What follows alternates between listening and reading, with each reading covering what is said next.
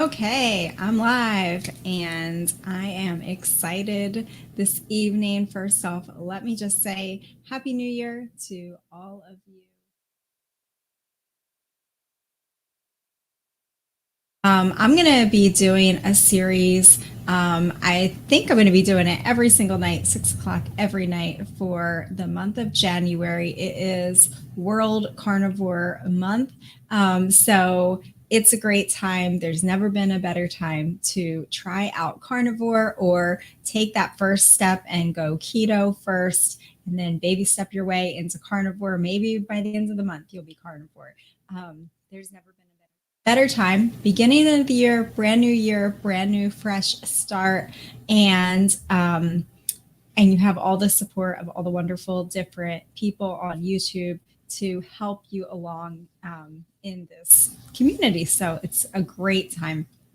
So I just figured that I would hop on the bandwagon too. And since it's been 7 months now for our family that we've been carnivore, I would just kind of take a topic every single night and just discuss it. And even if there's just five of us on here, that's totally fine. It's just going to be a small group, I'm sure. Let me grab my microphone. I'm sorry, Caitlin, you're probably not hearing me very well. Yeah, so it's probably going to be a small group on here every night, y'all. But my plan is that every night at 6 o'clock and it's 7 o'clock. So there you go. Maybe 7 o'clock for the month of January. We're just going to be taking a topic on regarding carnivore. I just feel like it's such a wonderful tool to have in your tool belt as a mom, as a woman, to be able to fall back on it, even if you don't keep it forever. If you just do a 30-day challenge, maybe you're just doing a 30-day keto challenge, and then maybe by the end of January, you're going to be full carnivore, right? And so, however you're doing it, if you're doing a 90-day challenge, however you're doing it, I'm just here to encourage you to help answer any questions that you might have along the way. And if I don't know, I can probably refer you to somebody that might have spoken on the topic at some point, because pretty much I've been consuming carnivore content since the past 7 months, like every single day. Pretty much, I am reading, I'm listening to, I'm just consuming information. And it's just been really, really amazing. But nothing beats the hands on, like the personal experiences that people share too. And I think there's just so many little tiny nuances and things that people tweak and change in their life. And then it's like, oh, I never heard that before. Like today, I heard something brand new that I had never heard before. And that's the beauty of sharing, right? Because we're all different and we can all share. So I'm really excited to have y'all on here. I got Caitlin, Miranda, and the Moulin crew. I've done carnivore before, but then went back to sad diet. My husband and I started carnivore again today. Yay! And we have some couples at church too that are trying this. So we are really excited for them too. And if you have somebody in your life that you can, I know this sounds really cheesy, but I did this with my girlfriend 7 months ago when I started carnivore, was just snap a picture of your plate and text it to them. You don't even have to say anything, just snapping pictures of your plate and texting it to somebody. It's just the camaraderie. It's just the community of like, hey, I'm having a hamburger right now. Or, hey, whatever it is that you're having, it just really, really helps. And it also just inspires that other person to keep doing it.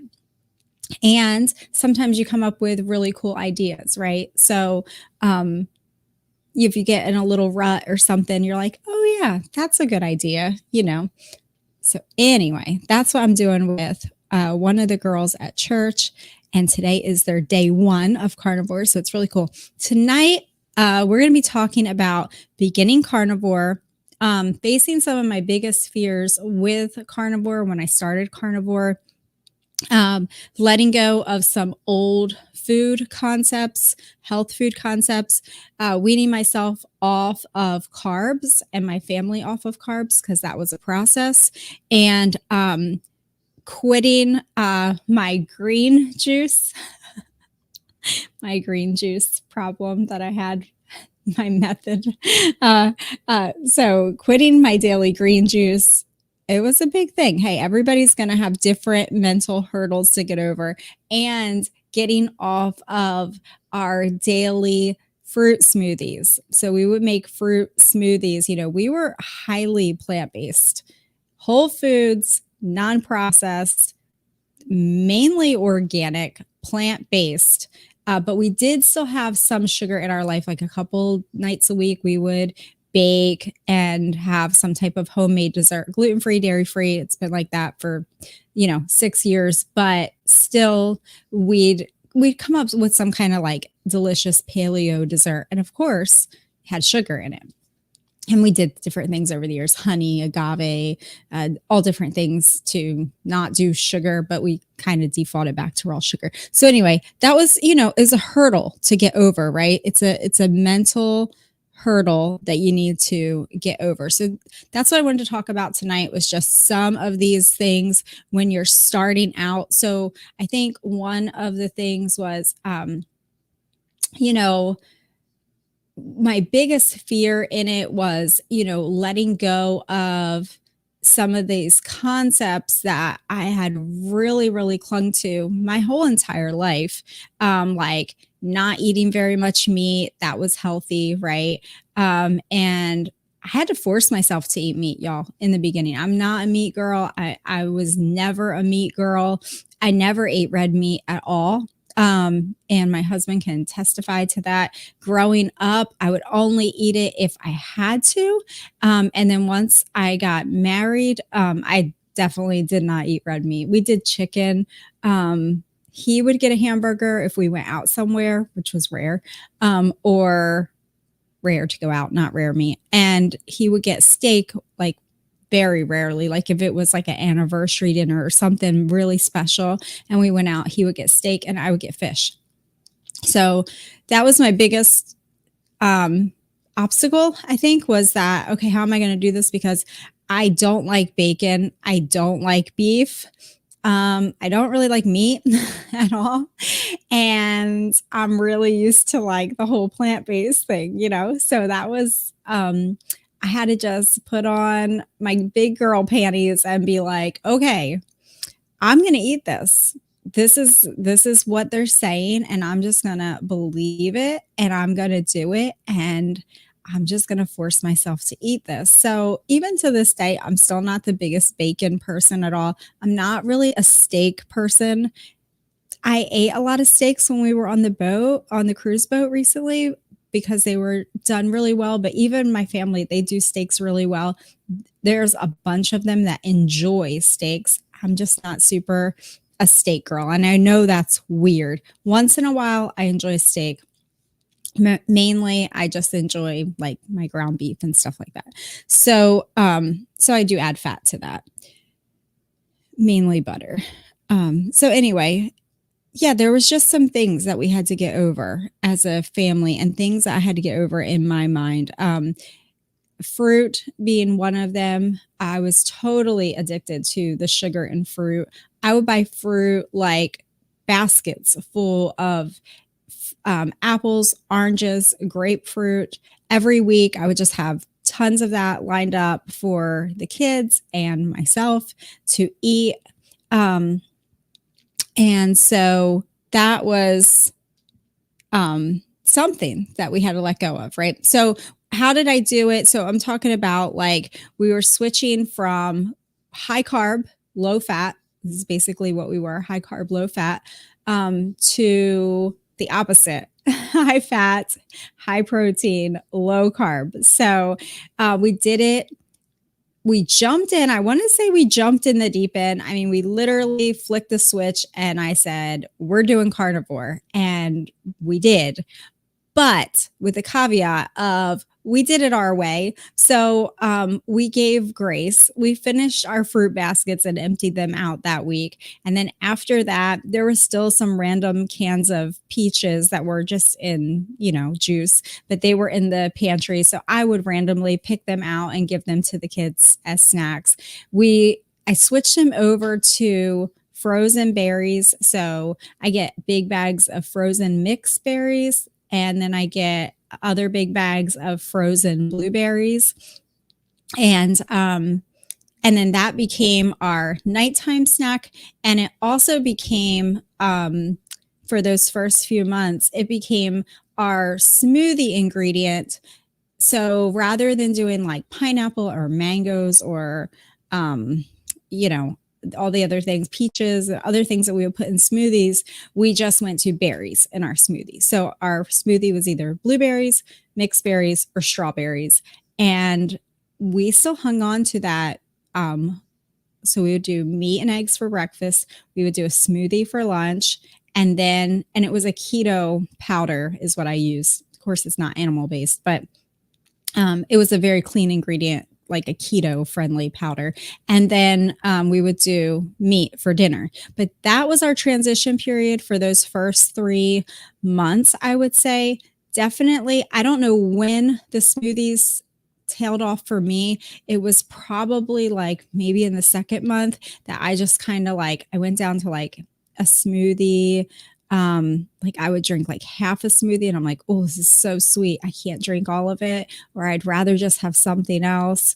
And then I went down to just having my blueberries at night, and I was able to totally do away with the smoothie. And even there were sometimes I tried, like maybe a couple weeks would go by and I wouldn't have a fruit smoothie. And then I'm like, maybe I should try it again. And oh, it's so sweet. Like I just can't do it.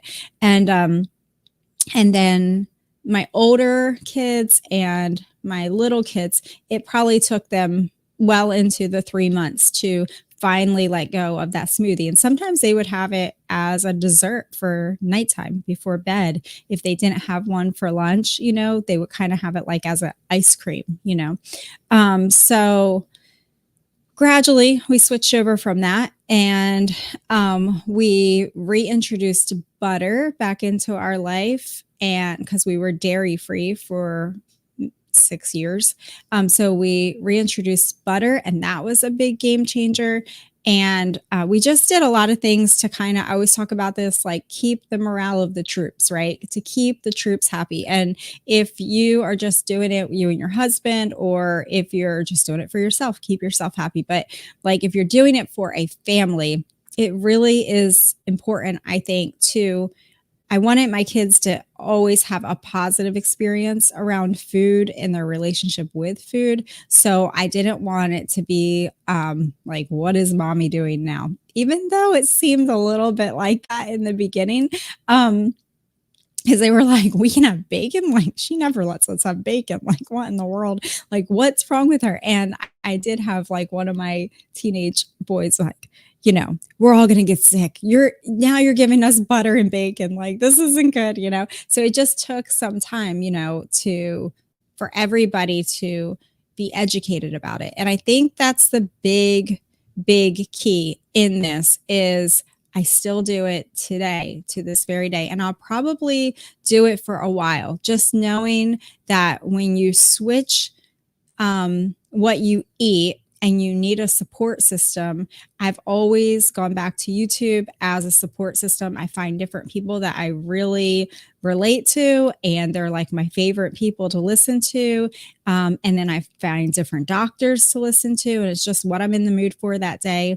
I've been really enjoying Amanda from Carnivore Kids.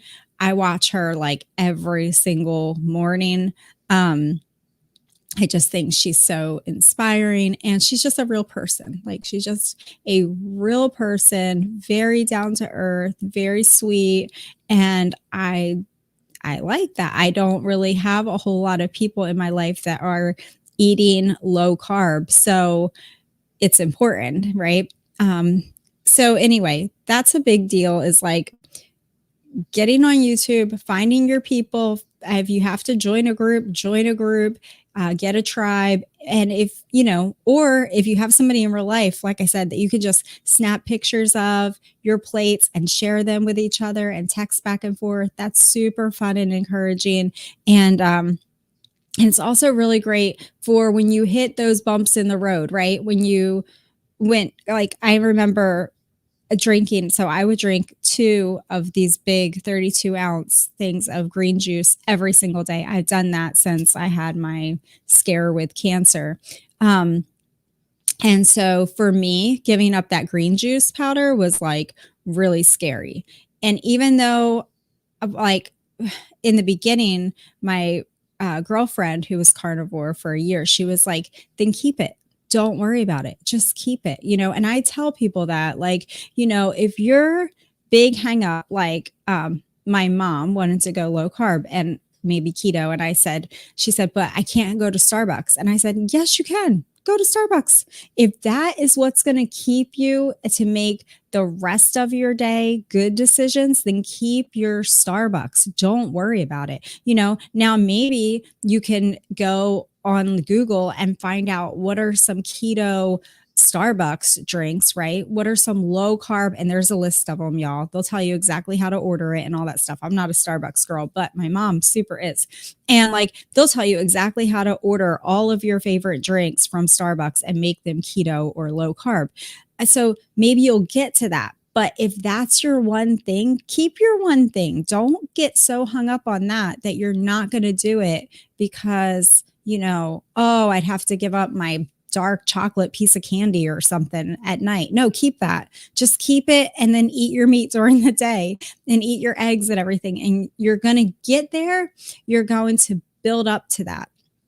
So it's just like a muscle. And you'll build up to that point that you'll be like, you know what? I don't feel like having that piece of dark chocolate tonight. Maybe I have it twice a week, or, oh, now I just have it once a week. That's my special night that I have my piece of dark chocolate. I don't know. I'm just making it up, y'all. But whatever that is, I just encourage you, don't let that one thing hold you back, right? So I was able to eventually mentally let go of the green powder drinks. And that was a big deal for me. That was a really big deal that I went to 1 a day. And then I just kept listening to these different wonderful doctors that are online. And I'm like, I think that I can trust what they're saying, that it's not good for me. Like, it's not doing me any favors at all. And it could be doing harm, So anyway, so I let go of that. And like I said, I eventually switched over my smoothies to like a couple times a week. And then I went to like none at all. And then just eating frozen blueberries. And the frozen blueberries, I would get like a coffee mug and like fill it up with frozen blueberries. And I would eat them at night. And then little by little, it went to like a half a cup, a quarter of a cup, or I just have some, like, I'm good. I mean, honestly, I don't need them. I think a big key to that is eating in the beginning, eating until you're full, stuffed, full. Like, I can't eat anymore. I'm good. Like, don't make yourself sick, but eat until you're full and don't let yourself get hungry. If you get hungry, you've waited too long in the beginning, in my opinion. Don't wait until you're hungry. Eat preemptively. Like, and you can eat 3 meals a day or whatever you need to eat. Eat snacks in between as long as it's carnivore.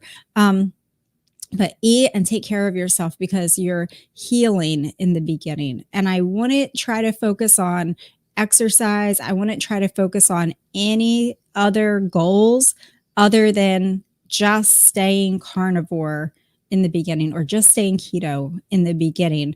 That's going to be your daily goal. And when you go to bed at night, you're going to say, I did it.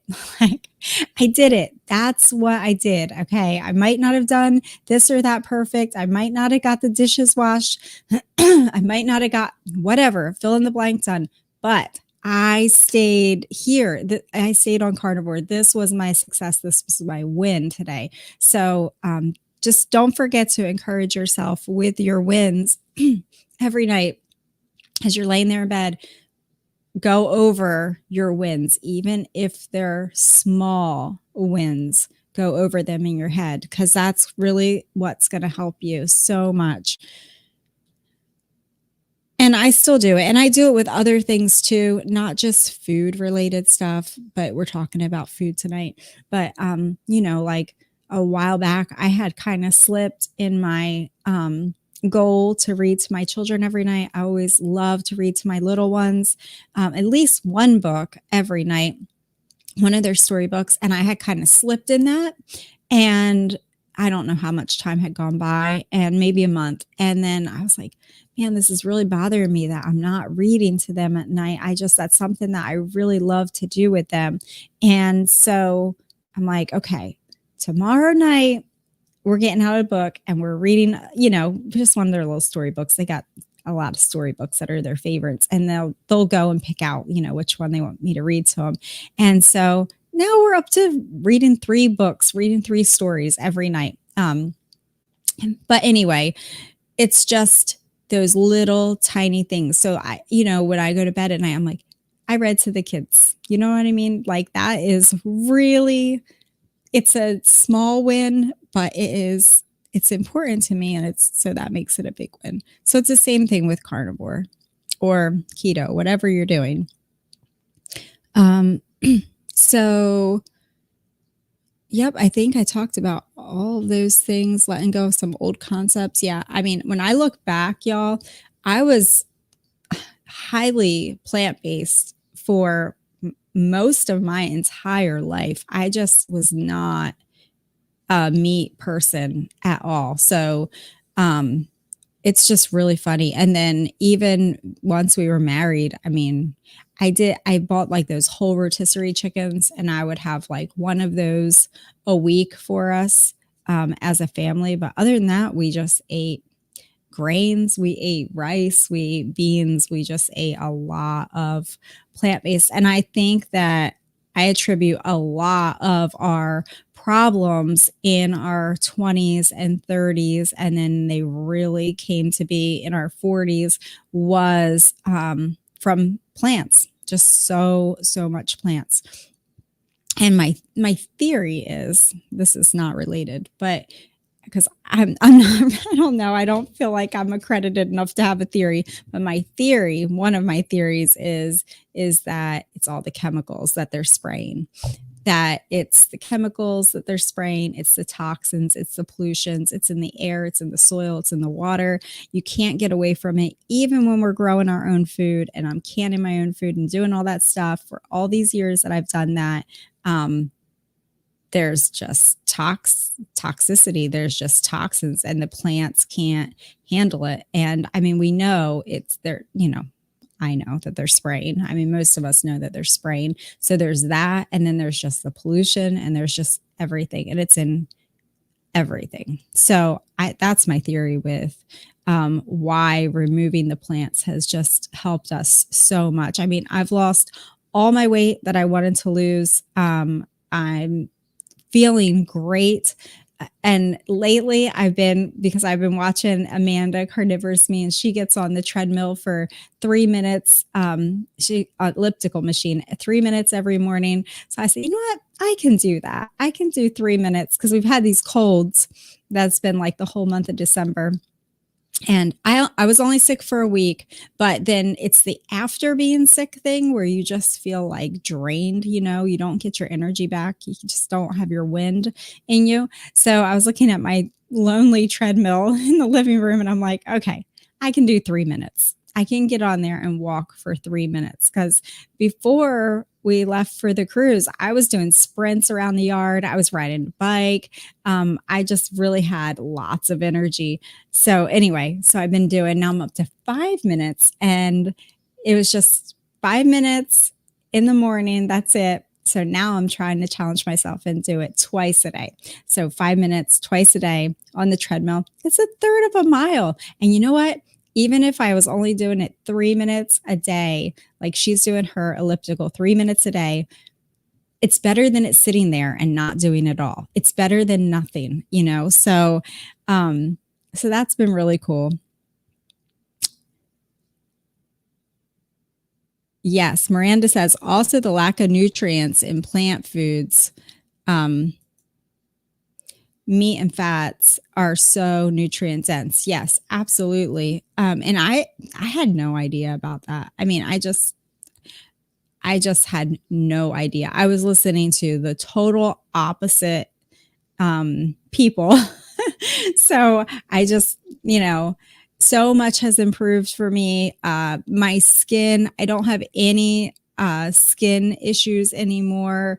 Now I did have a pimple after we went on the cruise boat and I reintroduced half and half. And of course I was having butter every night on my steaks and sour cream.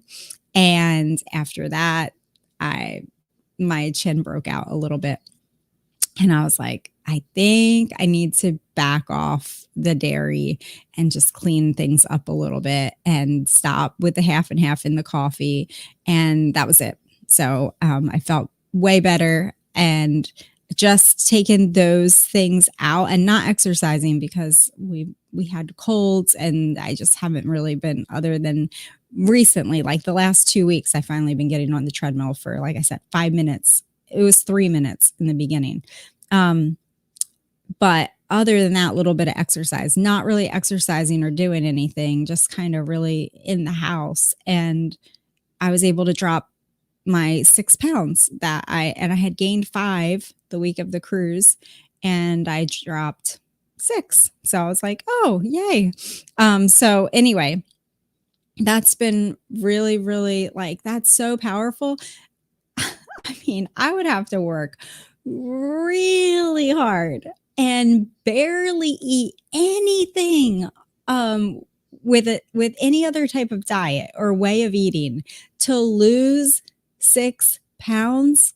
Oh, my soul. Like I would have to, like, and I know I've done it before. I mean, I lost 25 pounds last year in the fall, and before we went on our vacation. But I started that in September. So September, October, November. It took me 3 months to lose 25 pounds. I was exercising like crazy, like dripping sweat on the treadmill for an hour every single morning, fasting, eating like nothing but like a big green salad with all the greens, because they're really important for you, and tuna fish with nothing on it. And I would barely, oh my, it was so discouraging. Like at the end of the week, I'm like, are you kidding me? I didn't lose any weight. How do I not lose any weight? And I needed to lose weight then. I mean, I surely needed to. So now it's just so neat that everything is so fine tuned that it's just like, okay, so I cut out the cream and I back off the butter a little bit. Cause I'm a little person, y'all, and I don't have like a super active life. I know that's kind of funny because we live on a farm and everything, but everything is so efficient and all the systems are so in place. And I have so many kids that do a lot of things for us that I don't really do a lot of activity unless if I like challenge myself to do something. I mean, more than like walking out and collecting eggs or something like that. That's not really like, super active. I wouldn't consider. So anyway, so I don't know. It's just been really great. And just hormonal changes, just having my cycle normal every single month, just coming and then going away like normal. I think I was definitely like perimenopausal before, and I just had massive issues with my cycle like every month. It would just be forever coming and forever going. It felt like I only had like maybe a week out of the month that I wasn't dealing with some type of bleeding coming and going. It was just horrible on the plant-based. My skin was bad. My back was broken out. My arms were starting to get broke out. I was always bloated. I didn't feel good. My stomach, I could like pick it up and like jiggle it, like, and it was just like fat. It was just like a lot. Like I could just literally like lift it up off of my body and shake it. So I just had a lot of belly fat, and other fat too. But just I just had more things than I even realized that I had. I had a lot of like just little aches and pains and twinges and things, that even like the older people at church, like a year ago, they're like, why are you walking like that? Are you in pain?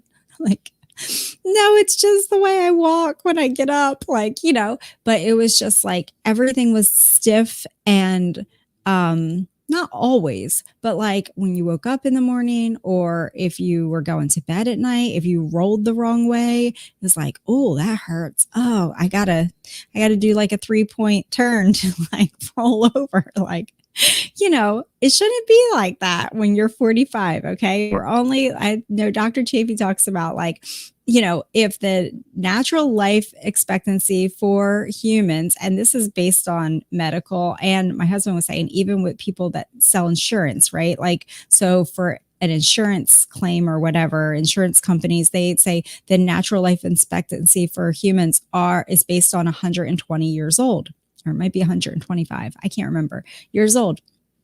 So why would it make any sense at all for a person to be in massive decline at like 40?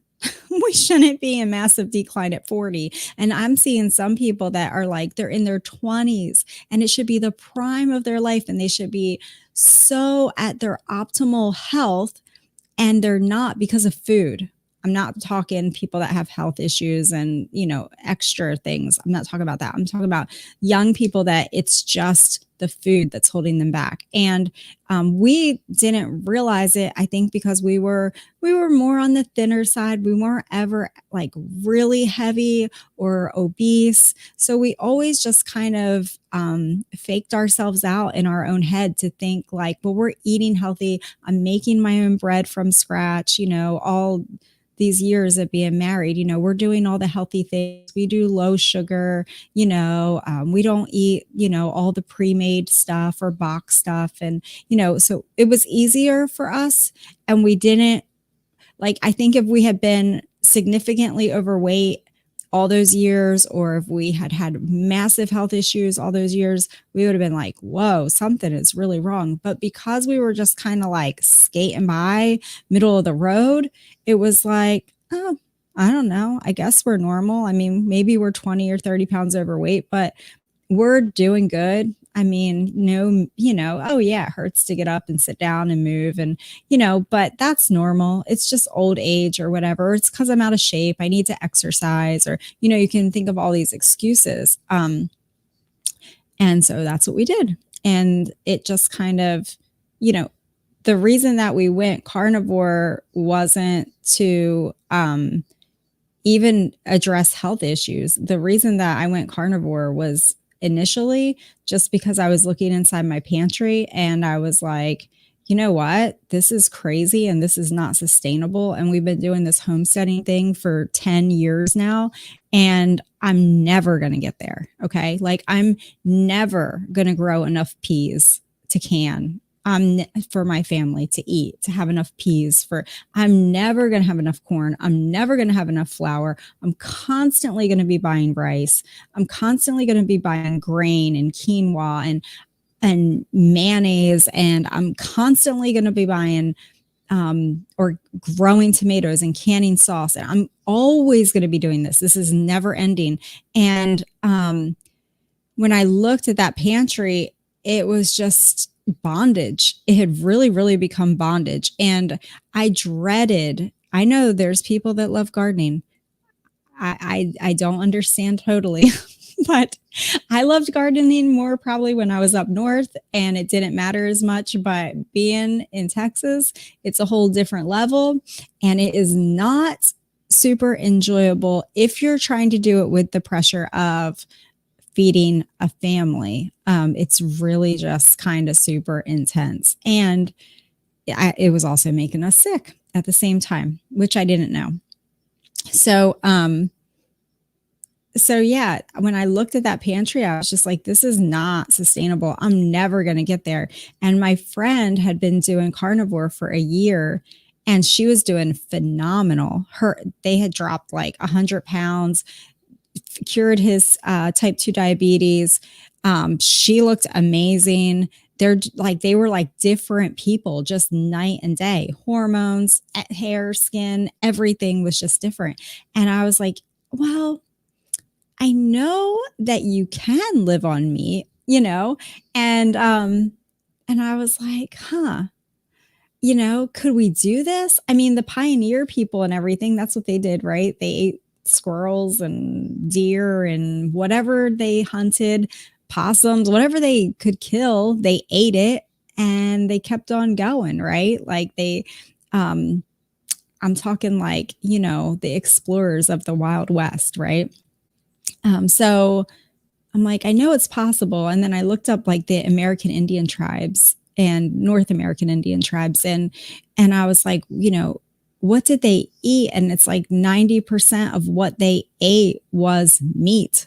I mean, yeah, there's some tribes that eventually they grew some squash or beans or something, but majorly they ate meat. That's what they lived on, you know? So I'm like, okay, so it might be possible, you know? So then I found Carrie from Homestead How, and boy, I mean, that just blew me away. All of his medical problems that he had and depression and just massive health issues.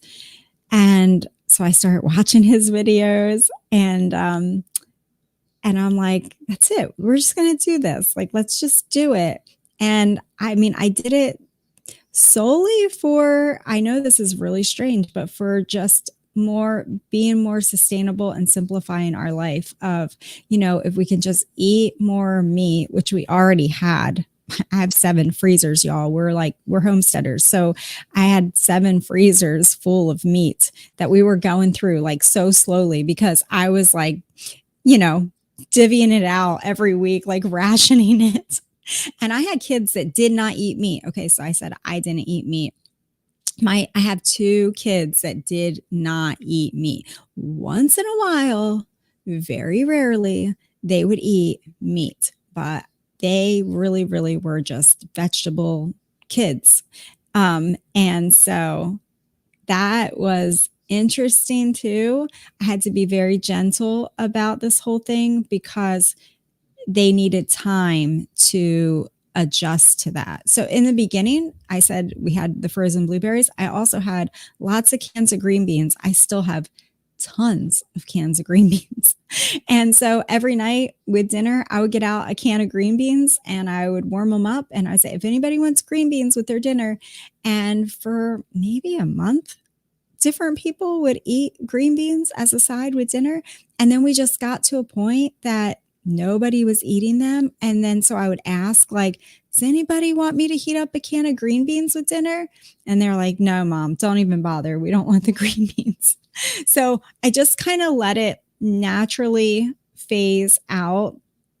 And to keep it exciting also in the beginning, and this was definitely not 100% purist carnivore, but for the kids and for myself, I got a whole bunch of different sauces that everybody could be happy and excited about. I tried to get them whole ingredient, not high fructose corn syrup or anything like that, but they did have some sugars in them. But I just kept like, I wanted it to be a positive switch. So, I would just, you know, hey, what's your favorite? Do you like teriyaki? I'll get you a bottle of teriyaki, you know, sauce. Maybe it's some kind of keto stuff, or maybe it's just whole ingredient, you know. And for me, I put General Tso's sauce, which is loaded in sugar, loaded in sugar, but it was clean ingredients. But it was, you know, put sugar, and yeah, I put General Tso's sauce on like every other night, at least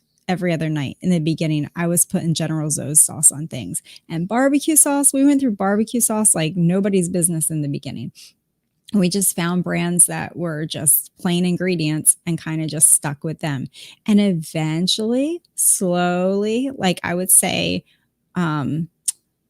just recently, like when we got done, we graduated and we went to like just barbecue sauce.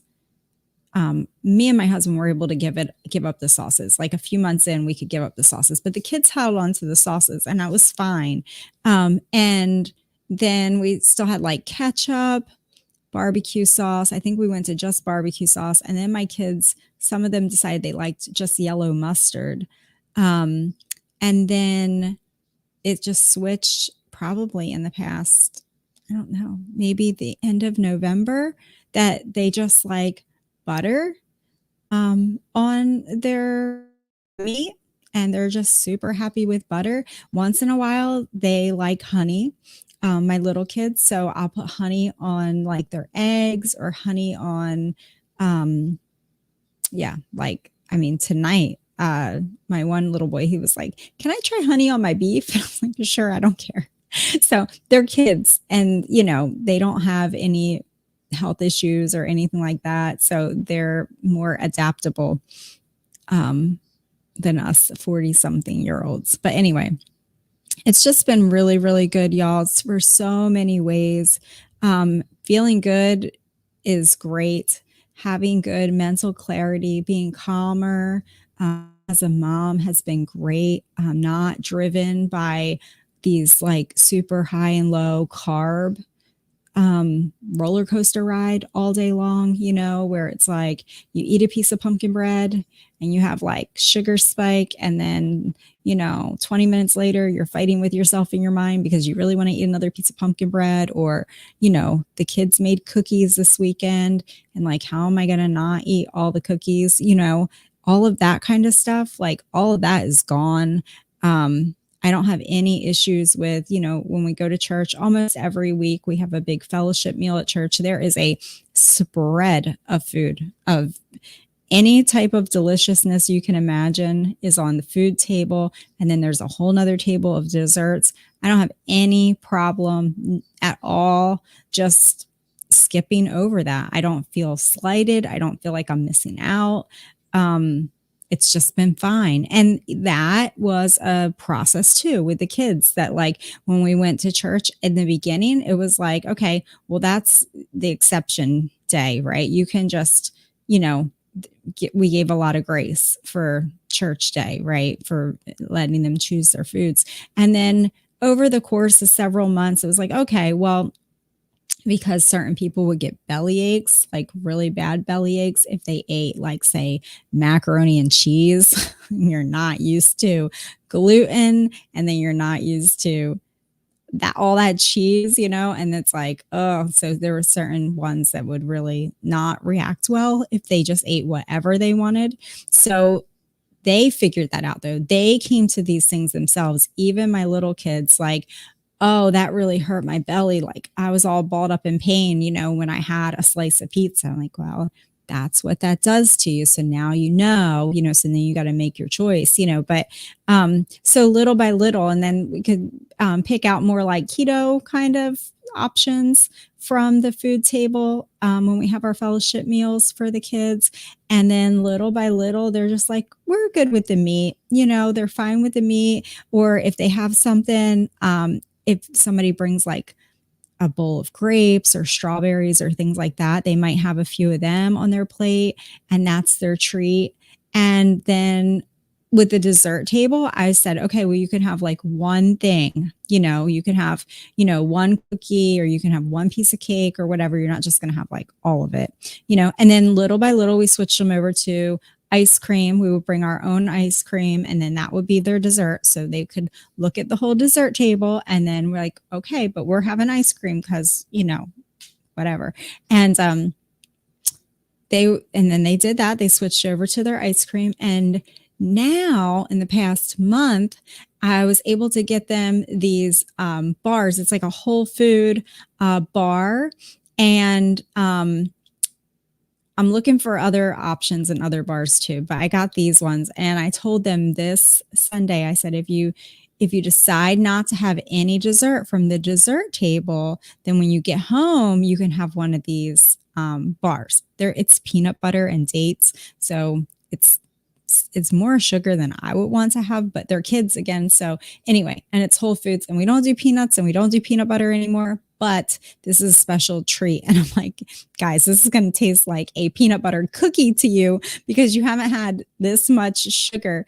And so they really enjoyed their peanut butter bars. And it's good that it's been the slow progression, that they've been able to, like slowly come to things on their own too. So that's been really, really cool. But I mean, in the beginning, I would, I have a friend who's just starting out and she's got little kids. I'm like, do all the things in the beginning, whatever is going to keep your kids happy. If you do hot dogs, try to find the healthiest hot dogs that you can find. Do beef hot dogs. I don't know. Wrap cheese around them. Do cheese and lunch meat. Try to find the healthiest lunch meat that you can find and do cheese and lunch meat roll ups. Find the healthiest cheese you can find too, because that can be scary stuff. But if you want to treat them and let them have a yogurt, once a week or twice a week or whatever, like figure out your things. If you're going to cheat on fruit. That's what I always told my kids. If you're going to cheat on fruit.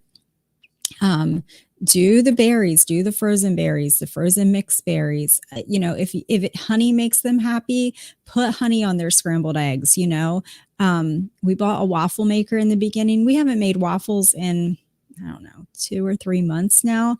They just got over it. But in the beginning, y'all, these kids, my little kids made waffles, keto waffles. It's just scrambled eggs. For those of you who don't know, scrambled eggs. And then you can, if you want to, you can put like a little tiny bit of baking soda in it, or baking powder in it, and it makes it fluffier. You don't have to. So just scrambled eggs. And then we put like a little bit of cinnamon. In the beginning, we put a little bit of vanilla because I still had vanilla extract. So I would put that in it. And they ate that with honey on it. French toast waffles. I sold it like it was nobody's business. And they made waffles. Like my husband would say, they eat frozen blueberries and waffles all day long. They did. But you know what? It was a phase and then it went away. So they needed it for a certain period. Now they still have their blueberries. I got a picture of my son tonight with his blueberries. But whatever it is, if you need hamburgers and hot dogs, if you need to buy big boxes of pre-made frozen hamburgers and throw them on the stove or pop them in your air fryer, whenever your kids need something, throw some cheese on them. If the cheese makes them happy, if the sour cream doesn't give them ear infections like it does my kids, put sour cream on stuff. We were like the sour cream people for a month, which kind of probably didn't work to our favor because I think we overdid it with the sour cream. But whatever is going to make them happy and excited, they're not going to be happy all the time. Okay. They're kids. No kids are happy all the time, but whatever you can do to keep the morale of the troops, that's what I always say. So I think we're at about 10 minutes out. Ellie's on here. Let's see what you're saying. The Mulan cries get that's what I was hoping for. How did you feed your kids? We're carnivore keto for them. My husband and I are carnivore. Yes. Yeah. Ellie's got some great videos on kids, raising kids, carnivore keto kids. And she's a mom. She has little ones. So if you're looking for that kind of information, you can definitely go check out Ellie's channel. And she's got some great interviews with some different people too. So let's see who else. I'm just going to go through.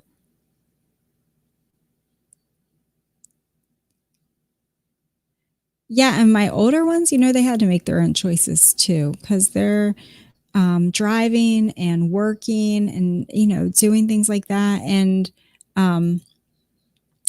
And so they had to come to their own conclusions too, and it's just a process. It's a process.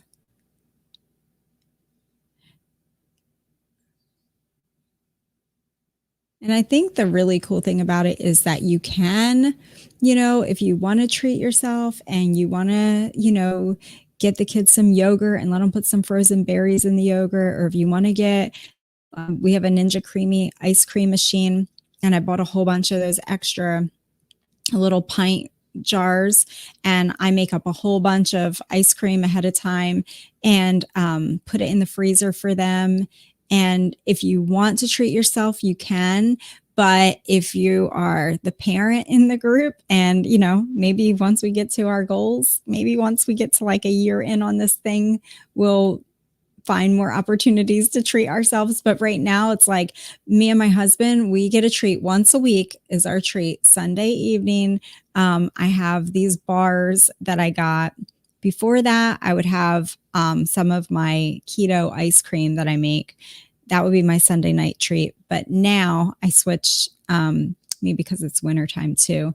And I'm just doing these bars, and they're like less than a gram of sugar, I don't know, 10 carbs or something, but they taste like, they just taste really, really good, y'all. They're IQ bars. I got them on Amazon. They are not cheap. And I'm looking at, there's an Atlas bars. I have a box of Atlas bars coming too, which also look like a pretty good option. So the sugar, I was looking for low sugar and low carbs and whole foods as much as possible. I don't want, and no seed oils. That's the thing. That was my qualifications with bars. And like I said, for my kids, I was able to get them something. I'm not really super happy with the sugar content in it because it's just dates and peanut butter. And so I guess the dates give it a lot of sugar. So their bars are like 23 grams of sugar, which is like, to me, that's like a soda. Like that's just like a lot of sugar. But it's just something that we're playing around with and trying out. So I don't know. They like our bars too. And the IQ bars, they came in like almond chocolate chip. And then there was like a peanut butter chocolate chip. So that's like my one thing. That's my one treat. That's Sunday night. That's my limit around that. And I found that if we put parameters around things, it helps me a lot to balance it out, because like probably in December, I decided that we were going to try pork rinds. And so everybody loved the pork rinds. And I really loved the pork rinds. So then I was finding myself like going to the grocery store like 8 o'clock at night. We're running out and we're getting like 8 bags of pork rinds because everybody needs a bag. And I would eat pork rinds until my stomach hurt. Like it was just ridiculous.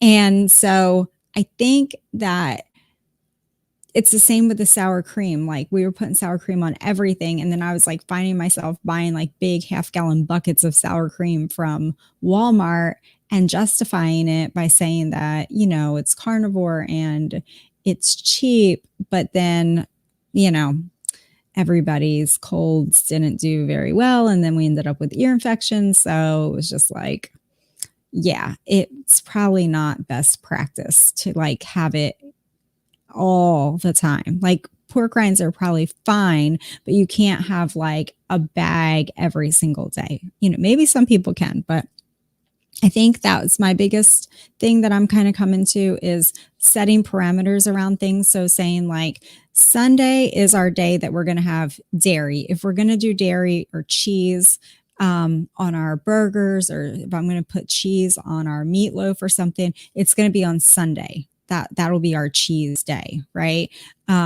Or whatever you wanted it to be. If Sunday was going to be your yogurt day where you stop and you treat everybody to, a yogurt or something, whatever, I don't know, whatever, sour cream day, just putting some limits on things, I think that's helped me in my mind, because I don't have to fight with myself when I see that box of those bars that we got for our treat, I don't have to think about that until Sunday night. Sunday night is when me and my husband get one of our little bars, and I climb up in the bed and I sit there, and it's really good if you have a cup of coffee, or my hot chocolate, which sounds awful, but it's just cacao powder and hot water.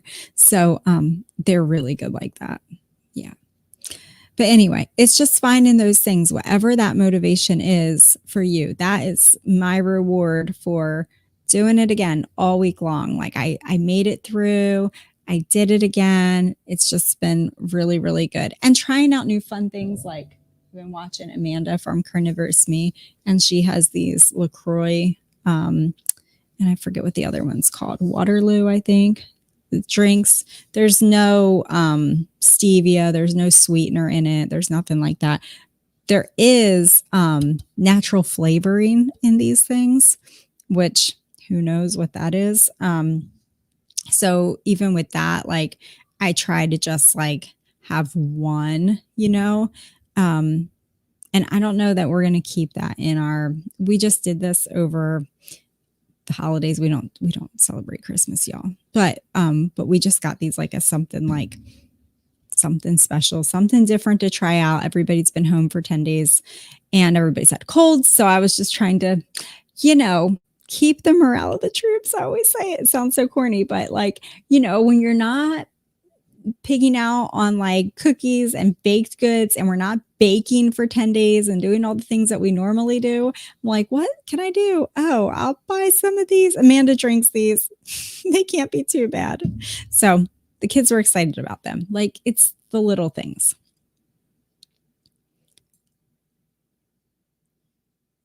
So, and they've been excited about their ice cream. They're back to their ice cream again. I've been making it, and now I make it totally unsweetened. And then whoever is making up ice cream that night, I'll just put honey on top of it before it gets stirred in the Ninja Creamy machine.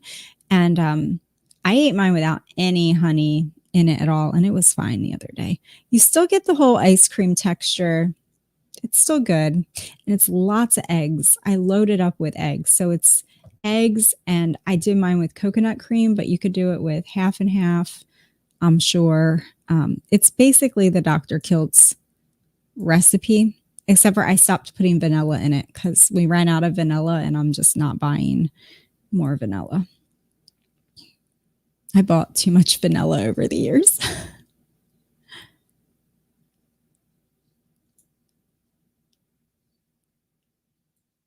Yeah, I don't know much. Miranda says we've been doing nourishing traditions for type diet for 18 years. I think I kind of know what that is. More like fermented foods and stuff, right? Whole foods, fermented. I know they're big on ferments, right?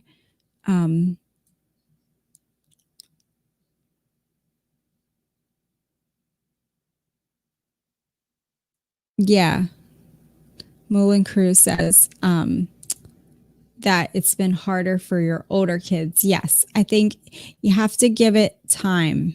You have to give it time. And, I think it's okay to do certain things in your home, but if they're old enough that they're driving and they have their independence, like I think if they're in your home, then they're subject to eat whatever's in your home. I mean, I was as a kid. My husband was as a kid. You ate what your parents had in the house, and that's it. And if your mom was on like whatever kind of health kick or whatever kind of thing she was doing that month or year, you were subject to it. And it just was what it was. Like, there was lots of things I did not necessarily like eating growing up, but it was either that or nothing, and you just deal with it.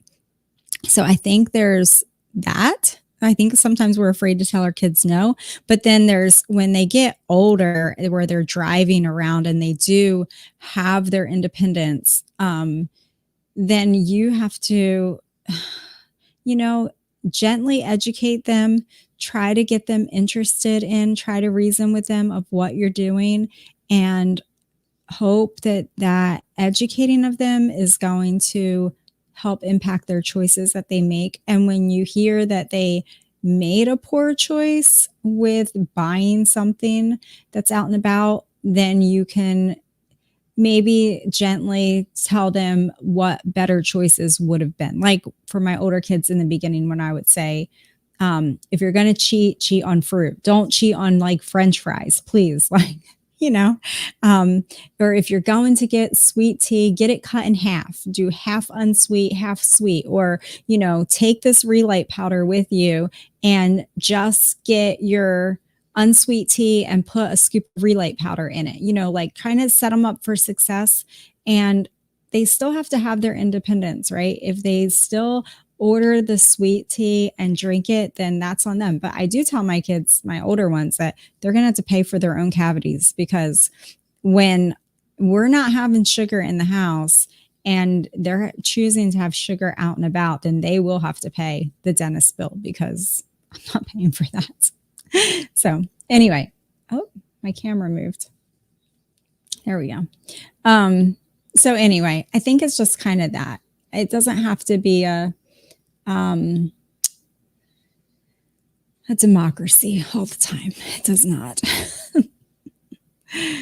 And with the little kids, you know, like I said, we were gentle with them, but there was still some, we knew where we were going. We knew where we were headed. So it was like when we ran out of ketchup for the last time and we were just like, okay, I think they're good. Like, I think they're ready to go to the next step and not have ketchup as an option. I mean, we had ketchup all through the summer. As we had company and guests, we would have ketchup and mustard and barbecue sauce. But when we finally, like, you know, you kind of got your finger on the pulse as the parent. And when you finally get to the point, you're like, I think we could phase out the ketchup. I think we could just have the barbecue sauce as an option. Or, okay, I think we're done with the barbecue sauce.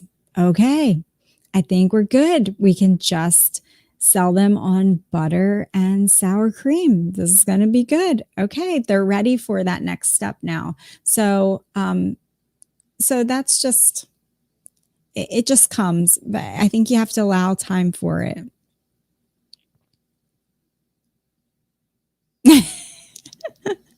Yeah, you're laughing about the dentist bill. No, I'm serious about the dentist bill. Oh my. We got lots of ramifications from eating plant-based for way too many years. Our dentist bills are like crazy. And I'm looking forward to our one dentist that me and my husband and our adult son goes to, the adult dentist now, and he went carnivore, and they have a very, very nice office. And he said to my adult son, Matt, when he went in, this was back in the summer, Matt and him got talking, and Matt told him he was doing carnivore, and he said, that will fix all of your dental problems. You won't have any dental issues, which Matt didn't anyway. He didn't have, my first three really didn't have a lot of cavities at all, like one maybe each. I don't even think Matt had a cavity until, I don't know, a few years ago, maybe one cavity he's ever had. So yeah, but the more plant-based we went, the worse the dental stuff got. And definitely when we got the dairy cows, our dental stuff, that really caused a lot of problems, because we were just drinking so much milk, and milk is sugar. And I think that just really wrecked our teeth. So yeah, but it's been fun. It is 8 o'clock, and I promised I would be on here for 1 hour. I think that we had a good conversation. Make sure you go check out Ellie over at Nourishment Redacted. And I don't know if anybody else has a YouTube channel on here. Please give yourself a little shout out down here. Caitlin's Family Farmstead. I don't know, Mulan Crew, do you have a YouTube channel? I'm not sure. But if you do, you can throw it down there in the comments, and make sure you go check everybody out. And I will, Lord willing, be back on here. We'll just do 7 o'clock. I think that's a good time, and just be on here from 7 to 8. I got all of our topics picked out, even though we went way off topic tonight, which that's fine and fun. But I have all of our topics, and my plan is to be on here every night for the month of January, just kind of be an encouragement, helping you out, answering any questions that y'all have, or just being an encouragement to you, sharing what we're doing, trying out new things, what's working, all that kind of stuff. So I hope y'all have a wonderful, wonderful rest of your evening. Remember to love your people and love the Lord and do all the things, as my good friend says all the time. And yeah, I hope to see y'all very, very soon tomorrow night back here, same place. Bye, y'all.